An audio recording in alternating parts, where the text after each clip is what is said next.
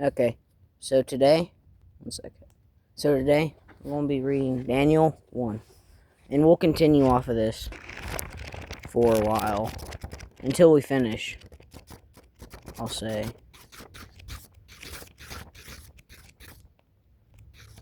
Alright, so I've explained this to a couple of people, so that's why I want to start out with it, so I could give y'all a fresh look at it. So, this is the intro. These boxes are different sections of the chapter. So this is the intro. In the 3rd year of the reign of Jehoiakim, king of Judah, came Nachuzabar, king of Babylon, unto Jerusalem, and besieged it. And the Lord gave Jehoiakim, king of Judah, onto his hand, which with parts of vessels of the house of God, which he carried into the land of Shinar, to the house of his God, and he brought vessels into the treasure house of his God. See that? Watch out for them lowercase g's, because lowercase g's are bad. So, he's bringing vessels that have something in them into the house of his God. And the king said to Ashpenaz, master of Phoenicius, that he should bring certain of the children of Israel, and of the king's seed, and of the princes, children in whom was no blemish, but well favored, and skillful in all wisdom, and cunning in knowledge, and understanding science, such as had ability in them to stand in the king's place, and whom they might teach the learning and the tongue of the Chaldeans. And the king appointed them with a daily provision of the king's meat, and the wine which he had drank, so nourishing them 3 years. At the end thereof they might stand before the king. Now among these were the children of Judah, Daniel, Hannah, Mishael, and Israel, unto whom the prince of Phoenicius gave names for. He gave unto Daniel the name of Belteshazzar, and to Hannah, and Shadrach, and Mishael, and Mishka, and to Israel, and to Abednego. And I don't know how to say these names, so I actually don't really know how to say any of them except for Daniel. That's the only one I know how to say, just so you know. So basically what's happening is, my hair's on my face. Alright, so basically the king has appointed his people, or his highest people, you could say, and these 4 people specifically, a portion of the king's food that they ate, his diet. This is what so this one section is basically an introduction to this chapter, to the book. Alright, so now we're going to go to 2. But Daniel proposed in his heart that he would not defile himself with a portion of the king's meat, nor the wine which he drank. Therefore he requested of the prince of Phoenicius that he might not defile himself. So, defile means something that's not good spiritually. The Hebrew meaning. It's like not fit for spiritual means. Or it's not good food to eat in this manner. It could mean that it's not good spiritually for them, or it could mean that it's not good for them, or it can mean both. Verse 9. Now God had brought Daniel into favor and tender love of the prince of Phoenicius. And the prince of Phoenicius said to Daniel, I fear the Lord my king. I fear the Lord the king, who has appointed your meat and your drink. For why should he see your faces worse liking than the children are of your sort? Then Daniel said to Melzar, whom prince of the Phoenicius had set over Daniel, Hannah, Mishael, and Israel, prove thy servants, I beseech thee, 10 days to let them give us pulse to eat and water to drink. Then let our countenance be looked at be looked upon before thee, and the countenance of the children that eat before thee, that eat of the portion of the meat, and as thou seest, deal with thy servants. So he consented to them in this matter and proved them 10 days. So I'll say what's happening. So Daniel didn't want to eat this food. And then what happened here is they came together. So verse 9 says, now God had brought Daniel into favor and tender love with the prince of Egypt. This basically kind of sounds like what it sounds like. He's saying that they brought them, God had brought Daniel in an agreement with each other, like in a good manner, like not a bad manner, but a good manner that was safe, you could say. And then what happens is next the king is agreeing, and he's saying, this food that you don't want to eat, I won't make you eat my food, but you can eat the pulse and the... One second. So he consented to them that they can eat the pulse and the water, the drink, instead of the king's portion and the wine. And he's saying he's giving them 10 days to prove himself that food is not good for him. So 15 and 16. At the end of the 10 days, their countenance appeared fairer and fatter in flesh than all the children which should eat of the portion of the king's meat. Thus Melzar took away the portion of their meat and the wine that they should drink, and gave them pulse. So basically, what happened is exactly what it sounds like. The pulse in the water that the four people drank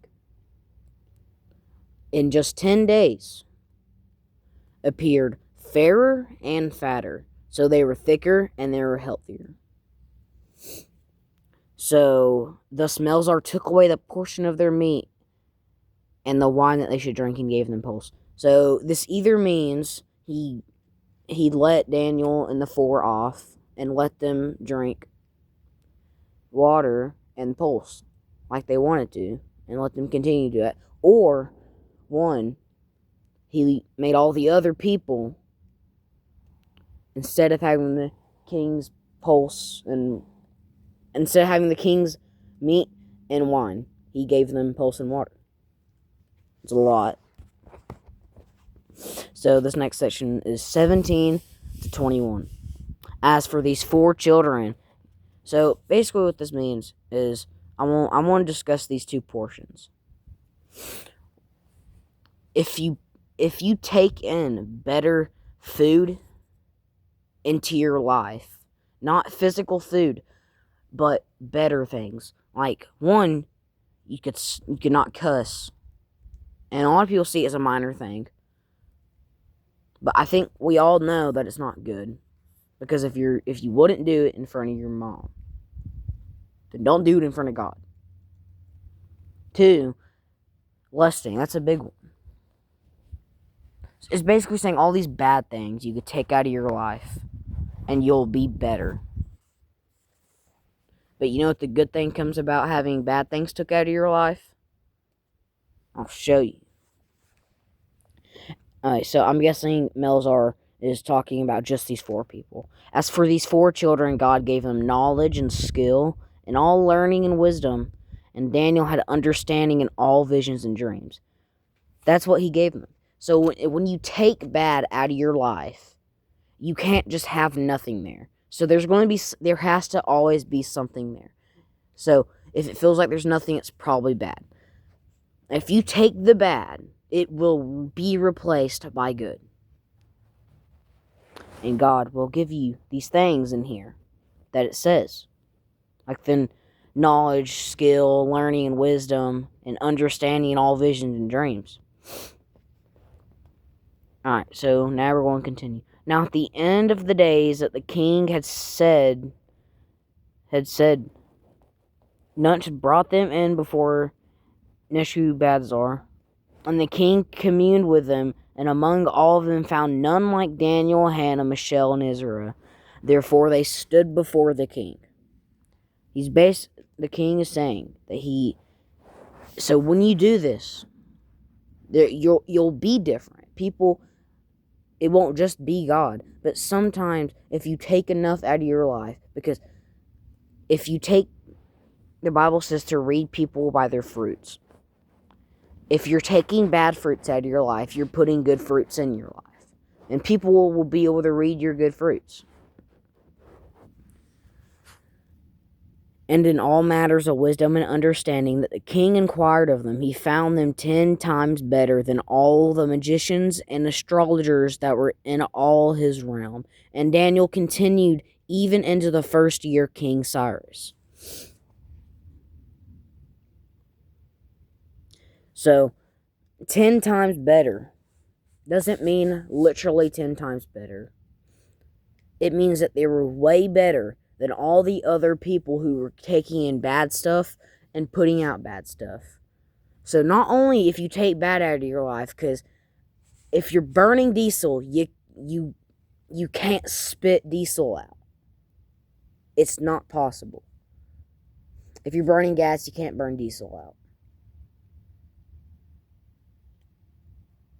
But let's say you're burning the fruits of the Spirit. Burning them doesn't sound right, because why would you want to burn the fruits of the Spirit? Basically saying, if your car's eating diesel, it's spitting out diesel. If your car's eating gas, it's spitting out gas. So if you're eating sin, you're spitting out sin. If you're being righteous, there goes righteous. And it goes out to all the people. And when all these people, or the cars, they spit this out, we don't see it, but it's like a spirit. It will go, and it'll come, and you'll breathe it in. Except the Spirit will make you better.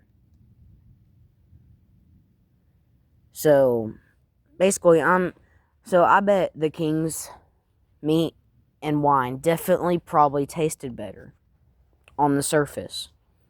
But I bet the pulse in the water made you happier, stronger, and better. It says it made them happier, or not happier, but stronger and better. So, it's like sin. You want sin because it tastes good. But then, you're done with sin, and now you look at yourself, and nothing's better, it's actually worse. But let's say you ate a big bowl of grapes, which is righteousness. You ate a bunch of grapes instead of a bunch of Doritos. So, and now you look, and let's say you did that for a while, and you ate the right amount and the good amount. Like you ate the right amount and you ate the right quality. Now you look at yourself and you look happier because you are happier. Feel happier because you are happier. You know what's even better about that?